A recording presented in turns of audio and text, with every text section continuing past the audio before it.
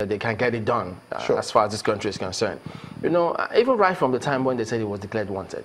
Now, the report was that he was not in the country, he was out of the country until recently. We don't know when he left. But we know that you have the SSS operatives at the airport. They check so many things, whoever is leaving. They have a lot of those information.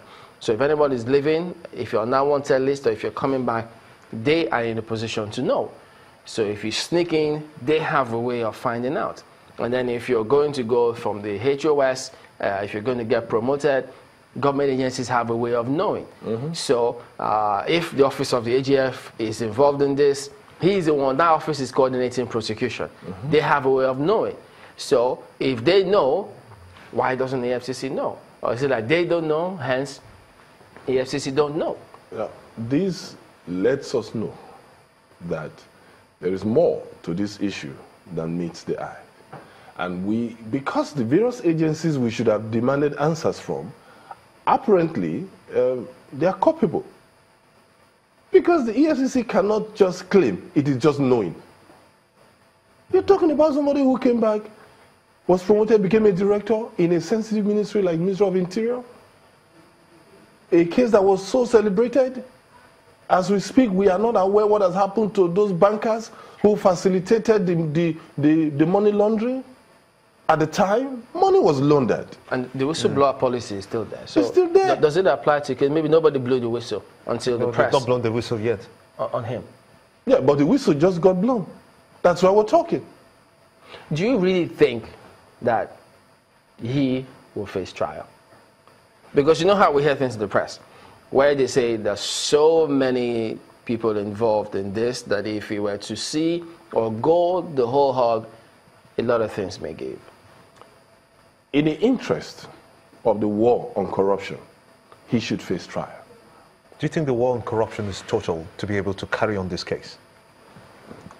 That is where the burden is on the present administration, to convince Nigerians that this war is total. I mean, just not too long ago, we were having to struggle with the former registrar of the Supreme Court, who was charged to court, and later on the charges were withdrawn, and then he's been promoted. He's been appointed the executive secretary of the NJC, a critical element in the committee that would ensure that corrupt judges are dealt with. A guy who had, so for me, there are already enough issues affecting, puncturing, as it were, this war on corruption. We'll take it from there. And the present administration should not allow this add to it. We'll continue from there when we come back in a moment. Don't go away.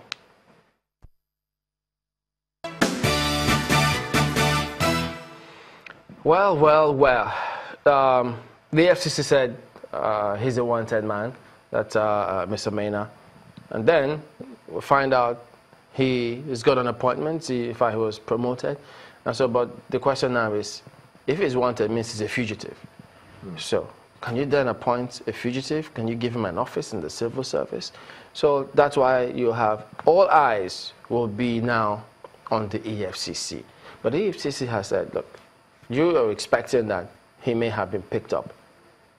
You really expect him to be picked up by the EFCC? By now he should have been picked up, if not by EFCC, but by even the Minister of Interior can order his arrest. Immediately, he's Minister for Interior, or of Interior. The police is answerable to him, as it were. They can put a call across to the IGP. As Maina reports for duty this morning, the security should apprehend him and hand him over. Didn't they know that he was wanted while he was promoted and got that position? I think Dambaza would have to answer that question because, like I said, he was too strategically positioned in the security network of Nigeria not to know the controversy surrounding Maina's disappearance at the time he was being declared wanted by the EFCC.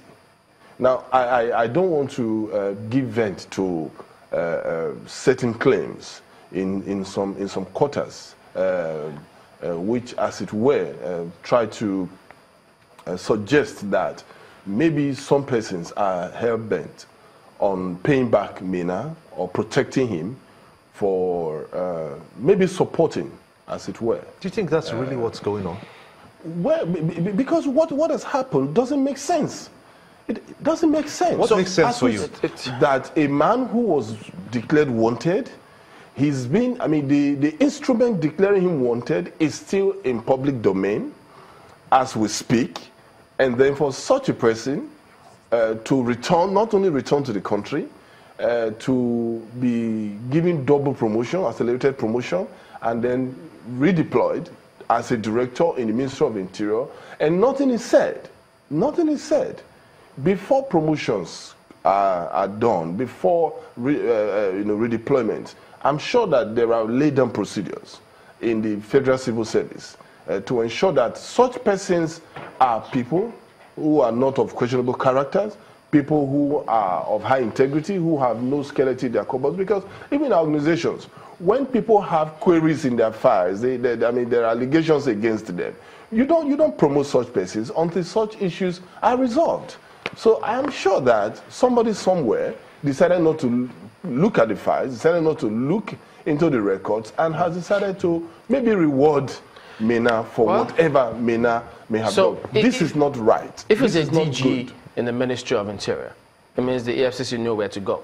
They know where to go. So if he's going to resume for duties, they know how to go about. But we'll wait, perhaps, if the HOS is going to issue a statement or speak up. Is the AGF going to issue a statement or speak up? Is the presidency going to issue a statement or speak up?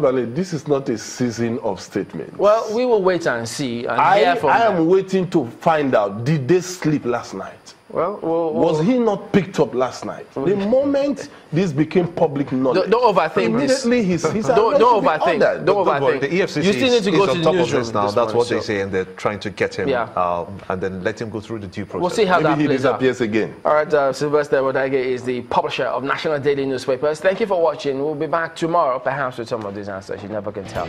I'm Chamberlain Oso. Thanks for watching. I'm Gimba Umar.